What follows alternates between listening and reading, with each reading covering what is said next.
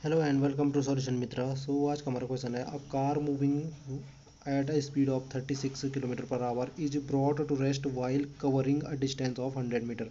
If the mass of the car is 400 kg, find the retarding force on the car and the time taken by car to stop. So मैं क्या बोल रखा है, एक car है जो 36 kilometre per our की speed से क्या कर रही है, चल रही थी, और उसको हमने क्या किया, रेस्ट में लाया, यानी कि उसको रुकाया है। उसने कितनी डिस्टेंस कवर कर दी है, 100 मीटर की डिस्टेंस कवर कर दी है, यानी 36 किलोमीटर इस पर आवर इसकी रफ्तार थी। और जब हम इसको रेस्ट में ला रहे थे, यानी कि जब तक हमने इसको रुकाया तब तक उसने कितनी डिस्टेंस कवर कर दी, 100 मीटर डिस्टेंस कवर कर दी। अगर ये कह रहा है कि जो कार का मास है 400 kg है, तो जो रिटार्डिंग फोर्स लगा है कार पे और जो टाइम लिया है उसने इसको मतलब फाइनल रुकाने में, जो कार को टाइम लिया लगा है वो कितना लगा है, ये हमें फाइंड करना है। तो कैसे करेंगे? तो हमें क्या क्या फाइंड करना है, एक तो हमें रिटार्डिंग फोर्स फाइंड करना है और एक टाइम कितना लिया है उसने ये फाइंड करना है। तो ये दो चीज़ें फाइंड करनी है। तो सबसे पहले देखो यहाँ पे कार की इनिशियल वेलोसिटी कितनी हो जाएगी, 36 किलोमीटर पर आवर हो जाएगी।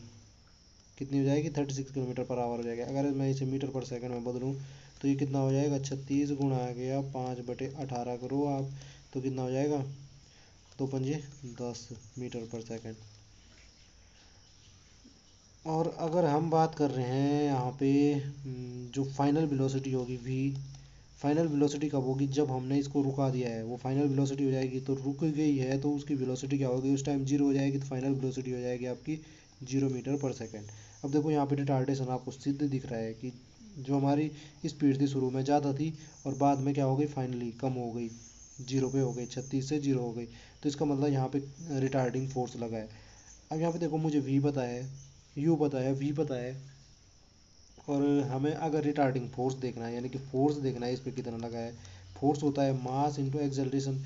मास भी आपको पता है कार का, मास भी ये दे रखा है, कितने केजी की कार है, 400 kg की कार है।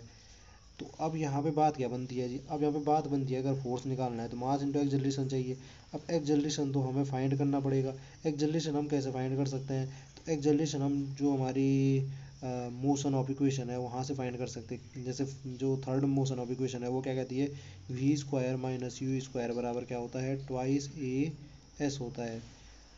अब यहाँ पे देखो ये फॉर्मूला लग सकता है, तो डिस्टेंस डिस्टेंस एस भी पता थी, 100 मीटर कवर की थी इसने, ये देखो। तो सारी टर्म्स इसमें पता है जी हमें। तो इस इक्वेशन में वैल्यू रखने पे हमें ए मिल जाएगा। सबसे पहले वी की वैल्यू रखो, वी कितना है, तो वी कितना है, जीरो है, तो जीरो हो जाएगा, माइनस यू कितना है, तो 10 है, तो 10 का क्या हो जाएगा, स्क्वायर हो जाएगा ये, बराबर क्या हो जाएगा जी,